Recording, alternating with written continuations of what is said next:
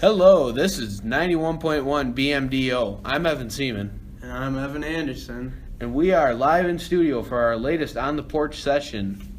Today we're going to be reviewing James Mangold's I Walk the Line, starring Joaquin Phoenix and Reese Witherspoon, and displaying the life of Johnny Cash and June Carter from 1950s to the 1960s. Yep, that's the time period that movie took place in. First off, I just gotta say how absolutely amazing the music score was for this movie. It's all T-Bone Burnett. That guy's just a genius.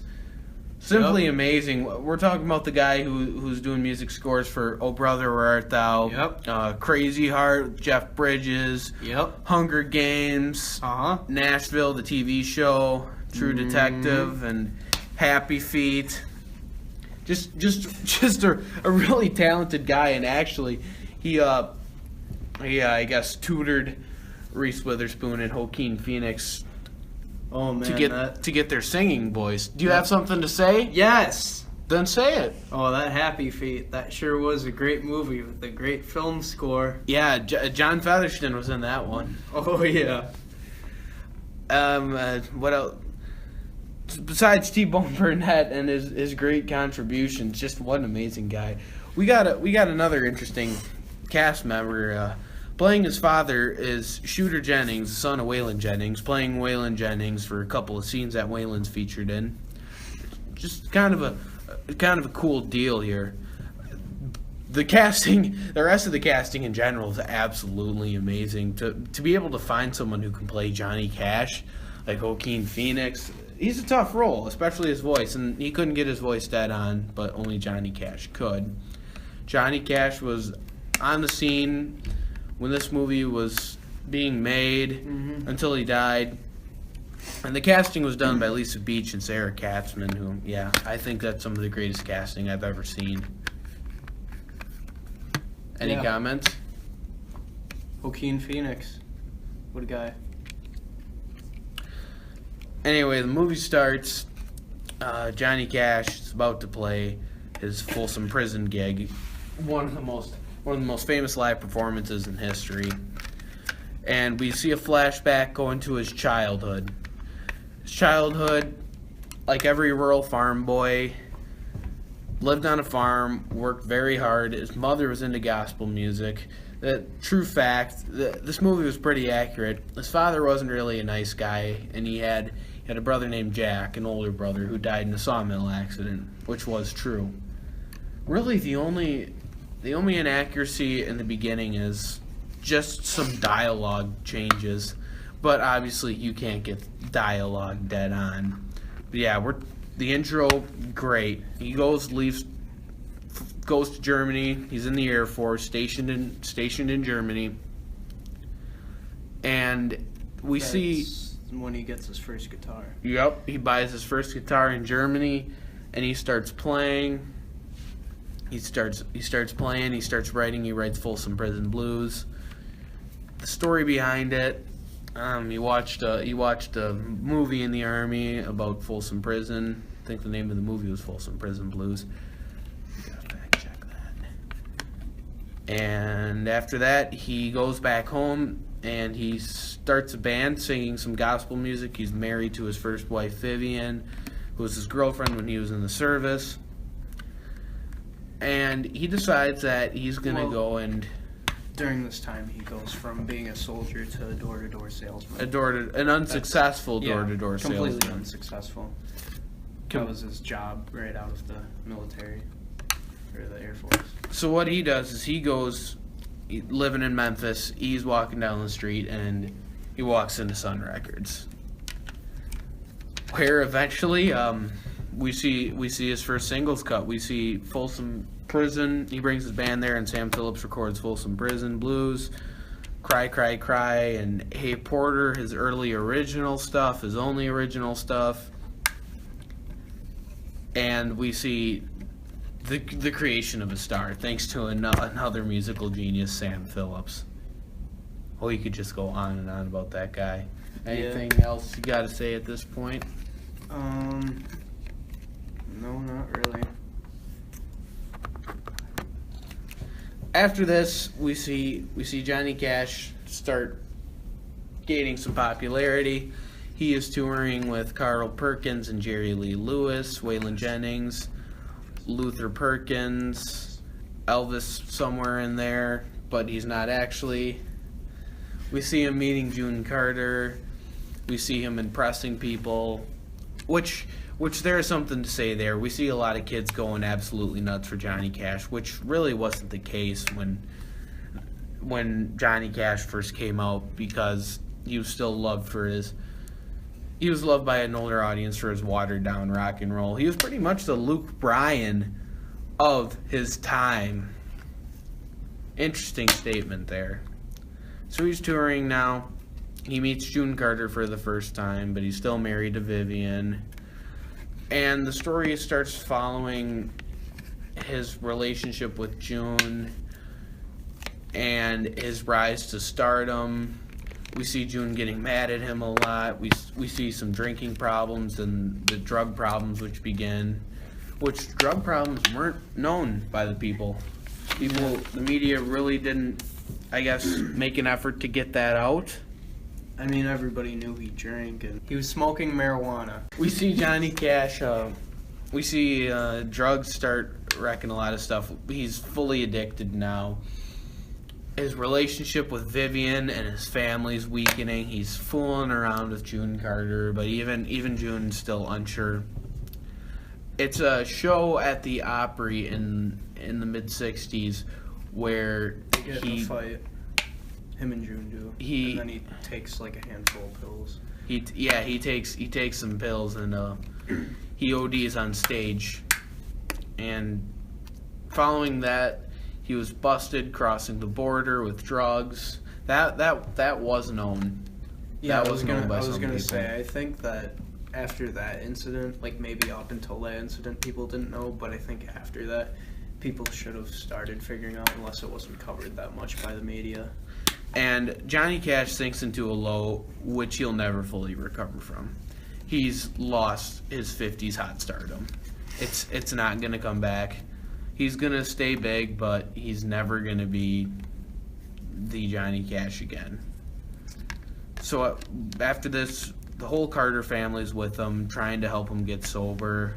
And at this point, Vivian has... At this point, Vivian and the kids have taken off. The Carter family's helping him recover. June's kind of fallen in love with him, and now he's plotting. He's back on his feet. He's plotting this big tour. Yep, he's gonna go to Folsom and record. But during this time, he's still having some problems with June. Their relationship's really not going too well. And constantly asking her to marry him. Yeah, he really wants to marry her, and finally he asks her on stage, and she says yes. We gotta fact check that. No, I actually did read about that. Okay. Apparently, it was on stage, but it wasn't. It wasn't in a theater. It was at an ice rink. Like they were playing. I don't know. It was a really weird thing that I read. That's the only place around that's big enough. Yeah, they were playing at a hockey ring or something like that, and they had the stage out there, and that's where he. But apparently, when they were on stage, he had to ask her 3 times in a row before she finally said yes. That was true. There was hesitation. Well, I mean, in the movie, he asks her once, and he just explains how much he loves her, and then no, he asked her a couple times. He didn't. He asked the first time, and then the second time, he did that really creepy marry me. Yeah. And then right after that, she said okay. In real life, he had to ask her about 3 times. But after that, June and Johnny stayed together. Yeah. So following this, it finally shows him making some arrangements with his manager and the label, and it's agreed that he can go to Folsom Prison and record his album live at Folsom Prison, which brings us right back to the beginning of the movie. With pretty powerful, cool stuff. He gets on stage. Joaquin delivers a wonderful rendition of the old folk song, which Johnny Cash made popular, Cocaine Blues. Which, at the time of its release, I believe that Live at Folsom Prison actually became the top-selling record of all time. Yes, it did. It beat the Beatles. Yeah, I don't know which album was out at the time from the Beatles, but it beat the Beatles. No, because that would have been very late 60s, wouldn't it? Like 69. Yeah. Every single Beatles album would have been out by then. That's when they broke up with 69. No, 68. No, I'm not saying the Beatles broke up in 68, but Live at Folsom happened in 68. Okay, yeah, I know. I'm just saying a lot of the very popular Beatles albums were already out at the time. So, Live at Folsom Prison pretty much beat all of the Beatles' music. Their good stuff, at least. Because then, after they broke up, they went on to their solo careers, which never really turned into anything too great. Except the Wings. Well, yeah, there's the Wings. Well, I'd say this movie was pretty good. I have a pretty negative opinion of Johnny Cash personally. I guess my opinion wasn't really changed; it was more supported. But still, all in all, it was a wonderfully done movie. The directing by Mangold was great. The casting by Beach and Katzman, T-Bone Burnett's music score and his writing in that, and it was a very, very good movie. It has to be about like my third favorite now. I was gonna say, like, I don't know. Yesterday I said that I didn't really like how they showed the relationship between June and Johnny, but like now that I think about it, it feels like it's a lot more human than it should be. Like, I don't know, because when you hear about them, when people talk about June and Johnny, they always say, oh, they were this two souls that were intertwined and they were this perfect couple and stuff like that, but it felt a lot more human in the movie because it didn't really seem like that. It seemed like they were deeply in love with each other, but it seemed like they had their own flaws, which was nice. It was nice to see. And I think it was important for people to see this other side of Johnny Cash, to realize that he's not just the name Johnny Cash. How did he become popular? Dude. Yeah, he's basically just an average dude that made music who happened to be in the right place at the right time. Very much. Johnny Cash really. And he had a unique sound, but I will kind of agree with you. His music does sound the same. If you listen to two of his songs, even a whole album, you listen to his whole first album, every single song starts exactly the same. It's that train beat. It's the train beat. The train beat was done because since they didn't have a full-time percussionist, when he was just with the Tennessee 2 when he recorded at Sun Records, he used a dollar bill in his guitar to create a percussion tone, which gave it that distinct train sound. Now, it probably could have been called something else had he not released Folsom Prison Blues, which had to have coined the train term. But it was a good sound. His music was good. It was just, I don't know, he could have changed a lot. Well, he had an extremely inexperienced band too. He himself wasn't that great of a guitar player. Which, I mean, it's impressive if you think about that. It is. What he was able to do. He was no Jerry Lee Lewis, who is one of the greatest pianists in all time.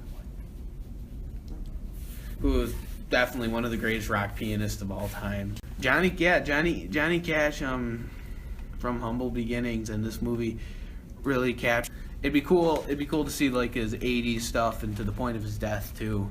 Yeah, I was gonna say normally like with a movie like that, like if they ever did something with like a Warren sequel. Zevon, if they ever made a movie like that about Warren Zevon, I would want to see them go all the way to his death, just so then you get a full view of his life.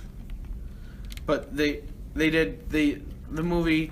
They captured the high point. Yeah, the movie was already, I think they finished planning it out before Johnny died, which is why it's probably so historically accurate. I'm pretty sure because normally before a movie goes into production, they'll take a year to plan out the whole entire story and what's going to happen before they write any screenplay or anything like that.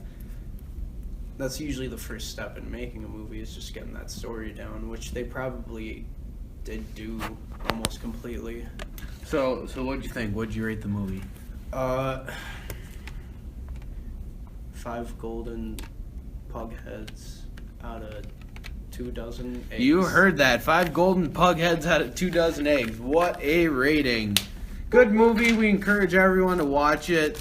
Definitely if they're interested in the life of Johnny Cash, if they don't know a whole lot about him, or even about the music scene at that time. This is a very good educational film. The drama part of it, good, I suppose. Not a huge drama fan, but historically, we got a movie that really checks out and is really done well. We should add the credentials. Credentials. Yeah, from the movie. Grammy Awards, or, That was actually the first time Joaquin Phoenix got a Golden Globe. Joaquin Phoenix got a Golden Globe from this. But anyway, thank you very much for tuning in. I'm Evan Seaman. I'm Evan Anderson. You are listening to 91.1 BMDO. We are checking off right on the news. on the porch session. Thank you very much for tuning in.